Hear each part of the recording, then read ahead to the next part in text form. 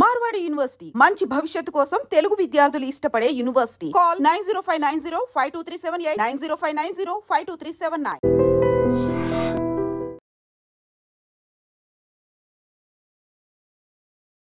నిన్న జమ్మూ కాశ్మీర్ పహల్గామ్లో టెర్రరిస్ట్ల అటాక్ జరిగింది. చాలామంది పాపం టూరిస్టులు ఎవరైతే అక్కడ జస్ట్ సైట్ సీయింగ్ కోసం పోయినరో చాలామంది ప్రాణాలు కోల్పోయినరు. దగ్గర 27-28 మంది ప్రాణాలు కోల్పోయిన పరిస్థితి. అట్లాగే మీ మతం పేరేంది, మీ ఐడి కార్డ్ ఏంది అని చూపెట్టి మరీ అత్యంత దారుణంగా పాయింట్ బ్లాంక్లో కాల్చి చంపినటువంటి సిచ్యువేషన్. సరే, సాధారణ ప్రజల ఒపీనియన్ ఎట్లా ఉంది అని కనుక్కోవడానికి ఇదో టీ స్టాల్ అనమాట. ఒక్కసారి మాట్లాడదాం. టీ స్టాల్ భయ్యా ఉన్నాడు.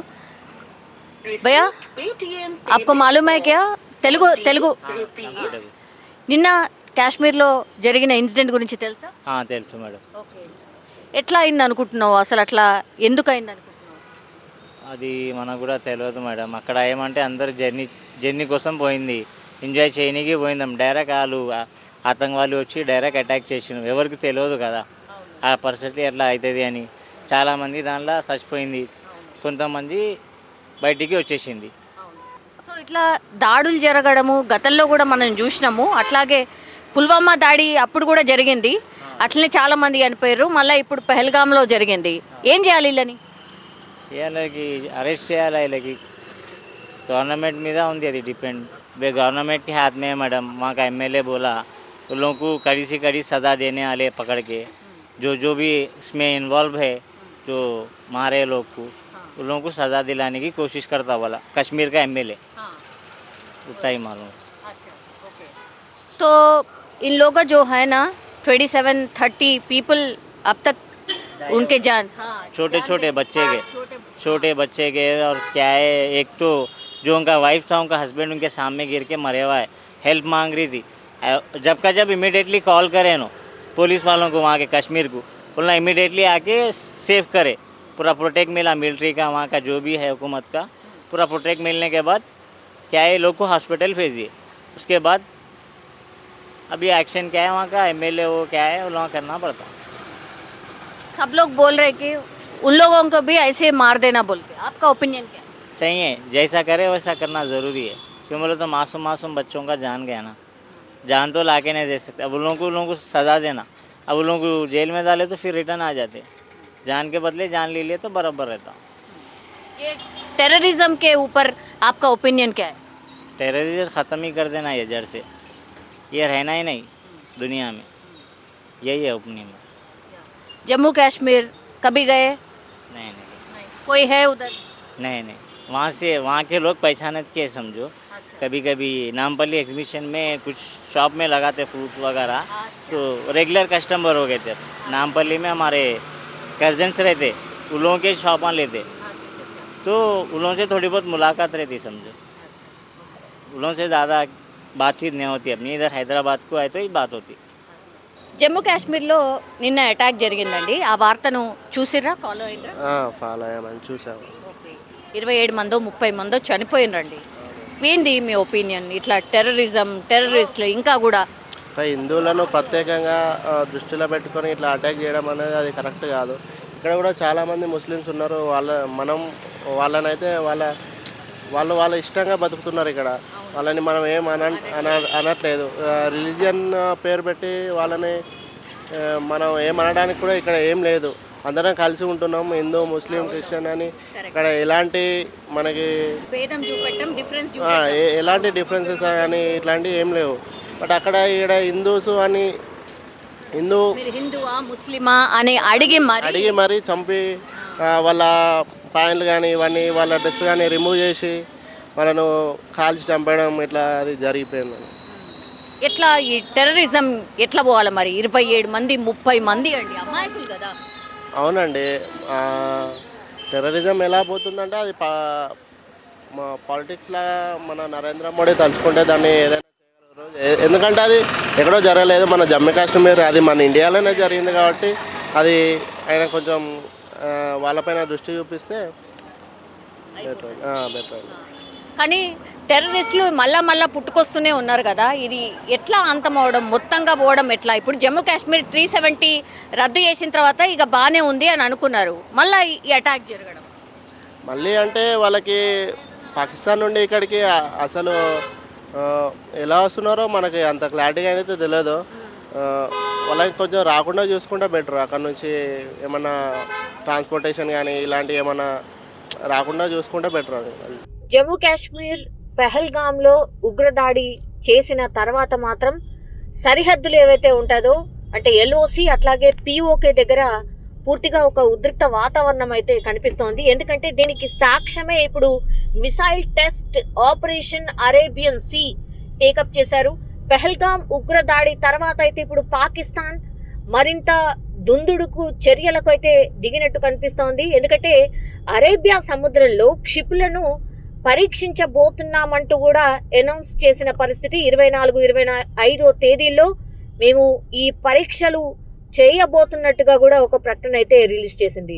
దీన్ని ఏమాత్రం ఉపేక్షించలేదు మన ఇండియన్ ఆర్మీ అదే రేంజ్లో కూడా కౌంటర్ ఇచ్చేసింది. ఎందుకంటే Indian naval ship INS Surat నుంచి తొలిసారిగా ఒక భూతలం నుంచి గాల్లోకి ప్రయోగించే ఈ మీడియం రేంజ్ మిసైల్ని పరీక్షించింది. ఇది సీ స్కిమ్మింగ్ టార్గెట్స్ని కూడా సమర్థవంతంగా ఎదుర్కొంటుంది. సముద్ర మార్గంలో రాడార్లను తప్పించుకోవడానికి నీటిపై అతి తక్కువ ఎత్తులో వచ్చే డ్రోన్స్ కావచ్చు, క్షిపణులు కావచ్చు, వాటిని సీ స్కిమ్మింగ్స్ టార్గెట్ చేస్తూ ఉంటారు. సో ఇలాంటి పరిస్థితులు ఎదురైనప్పుడు ఎలా రియాక్ట్ అవ్వాలనే దానిపై పరీక్షలు నిర్వహించింది ఇండియన్ నావీ. సో వీళ్ళు ఎప్పుడైతే పాకిస్తాన్ మేము క్షిపణులను పరీక్షించబోతున్నాము అని ఏదో భయపెట్టించే ప్రయత్నం చేసినట్టుగా కనిపిస్తోంది. దానికి ఆన్సర్గా మన ఇండియన్ ఆర్మీ కూడా INS సూరత్ని తొలిసారిగా ప్రయోగించి సక్సెస్ అయినటువంటి పరిస్థితి.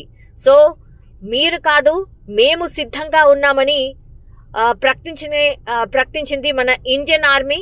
సో ఇప్పుడు పాకిస్తాన్ మరి ముందే మేమే ముందున్నాం అంటే మాకేం భయం లేదు అనేదే చెప్పే ప్రయత్నం చేసినట్టు కనిపిస్తోంది. దానికి ధీటైన జవాబిచ్చినట్టుగా స్పష్టంగా అర్థమవుతోంది. సో 27 నుంచి ఇప్పుడు పాకిస్తాన్ జాతీయులకు చెల్లుబాటు అయ్యే అన్ని రకాలైనటువంటి వీసాల్ని పూర్తిగా రద్దు చేసేసింది సర్కార్. ఏప్రిల్ 29 నుంచి పాకిస్తాన్ భారతీయులకు జాతీయులకు వైద్య వీసాలు కూడా రద్దు చేసినట్టు ప్రకటించింది. మెడికల్ వీసాదారులు కూడా ఈ నెల 29 లోపు దేశాన్ని విడిచి వెళ్ళిపోవాల్సిందే. ఇది క్లియర్ కట్గా ఇచ్చినటువంటి ఆదేశాలు. అట్లాగే ఇప్పుడు ఈ కాశ్మీర్ ఉగ్రదాడికి ఎవరైతే కారకులైనరో అంటే ఈ ఉగ్రవాదులు ఎవరైతే కాల్పులు జరిపినరో ప్రస్తుతం అయితే మన బలగాలు పూర్తిగా జల్లడబడుతున్నాయి. అయినా సరే ఈ ముగ్గురు ఉగ్రవాదుల ఫోటోలను ప్రస్తుతం అయితే పోలీసులు రిలీజ్ చేసిండ్రు. అట్లాగే వారి ఆచూకీ ఎవరైతే తెలియజేస్తారో వాళ్ళకి 20 లక్షల రూపాయల క్యాష్ అవార్డ్ డైరెక్ట్గా ఇవ్వబోతున్నాము అంటూ కూడా అనౌన్స్ చేసిన పరిస్థితి అయితే కనిపిస్తోంది. అండ్ ఈరోజు ప్రధాని మోడీ స్ట్రాంగ్ వార్నింగ్ ఇచ్చారు. 140 కోట్ల మంది భారతీయుల సంకల్ప శక్తి అట్లాగే ఉగ్రవాద నాయకుల వెన్నెముకను విరిచేస్తుంది అంటూ టెర్రరిస్టులు వెన్నులో వణుకు పుట్టించేలా మాట్లాడారు మోడీ. డైరెక్ట్గానే 26 మంది పర్యాటకులను కాల్చి చంపిర్రు మీరు. ఉగ్రవాదులపై యావత్ దేశం ప్రస్తుతం రగిలిపోతుంది. కనబడితే ఇంకంతే అన్నలాగా రగిలిపోతున్నాం. సో కఠినంగా శిక్షించాలి, వారి వెనుక ఉన్నటువంటి పాకిస్తాన్ పని పట్టాలని కోరుతోంది. 2 రోజులుగా కూడా స్ట్రాటజిక్ మీటింగ్స్తో బిజీగా ఉంటున్నారు మోడీ. పాక్తో సింధు జలాల ఒప్పందం రద్దు చేసుకున్నారు. పాకిస్తాన్ పౌరులంతా వెంటనే దేశం విడిచి వెళ్లిపోవాలని ఆదేశించారు. విధానపరమైనటువంటి కౌంటర్ అటాక్స్ తర్వాత ఇప్పుడు బీహార్ గడ్డ మీద నుంచి డైరెక్ట్ గానే ఉగ్రవాదులకు అట్లాగే పరోక్షంగా పాకిస్తాన్ను గట్టి హెచ్చరికలు అయితే ఇచ్చిండ్రు మోడీ. సో ఆగ్రహంతో ఆవేశంలో ఊగిపోతూ కూడా టెర్రరిస్టులు ఏ మూలన దాక్కున్నా వెంటాడి వేటాడతాం అని ఛాలెంజ్ చేసిన పరిస్థితి. ఉగ్రవాదిని గుర్తించి ట్రాక్ చేసి శిక్షిస్తాము అంటూ కూడా భారతీయులందరికీ హామీ ఇచ్చారు మోడీ. సో ఇదంతా జరిగిన తర్వాత కొంత భావోద్వేగంగా మాట్లాడిండ్రు మోడీ. బికాజ్ ఉగ్రదాడి బాధిత కుటుంబాలకు యావత్ భారతదేశం కూడా అండగా నిలుస్తుంది అంటూ భరోసా ఇచ్చిండ్రు. గాయపడిన వారికి పూర్తిగా చికిత్స అందిస్తామంటూ కూడా చెప్పిన పరిస్థితి. అట్లాగే ప్రాణాలు కోల్పోయిన వారికి జ్ఞాపకార్థంగా కూడా ర్యాలీలో కూడా పాల్గొన్నారు. 2 నిమిషాలు కూడా మౌనం పాటించినటువంటి పరిస్థితి. సో సర్జికల్ స్ట్రైక్స్ ఉండబోతున్నాయా? ప్రధాని మోడీ మాట్లాడిన మాటలు పట్టి చూస్తే కోపంగా అట్లాగే చాలా ఉద్విగ్నంగా మాట్లాడినట్టు కనిపిస్తోంది. ఒకవైపు వార్నింగ్ ఇచ్చారు, ఇంకోవైపు ఏమో ఎట్లాంటి బాధలో ఉన్నాము అని చెప్పకనే చెప్పినట్టయింది. సో సర్జికల్ స్ట్రైక్ను మించిన యాక్షన్ ఉండబోతోంది అంటూ ఒక హింట్ ఇచ్చినట్టుగా విశ్లేషకులు కూడా భావిస్తున్న సిచ్యువేషన్ అయితే కనిపిస్తోంది. అత్యంత బాధాకరం. ఇవాళ ఆల్మోస్ట్ ఇప్పుడు ఈ ఉగ్రవాదుల కాల్పుల్లో చనిపోయినటువంటి వాళ్ళ అందరి అంత్యక్రియలు ఈరోజు వారి వారి స్వస్థలాల్లో జరిగిన పరిస్థితి. చాలా ఉద్విగ్న వాతావరణంలో ఈ సిచ్యువేషన్ అయితే కనిపిస్తోంది. అండ్ ఎస్పెషల్లీ మన బార్డర్స్, పిఓకి, ఎల్ఓసి అట్లాగే అటువైపు ఇటువైపు ఆర్మీస్ కూడా ఫుల్ అలర్ట్లో ఉన్నట్టు కనిపిస్తోంది. అటు మోడీ ఇచ్చినటువంటి వార్నింగ్ అనుకోండి, తర్వాత ఐఎన్ఎస్ పరీక్ష చేసి మేము సిద్ధంగా ఉన్నాము అనే ఒక మెసేజ్ అయితే గట్టిగా పంపించినట్టు అనిపించింది.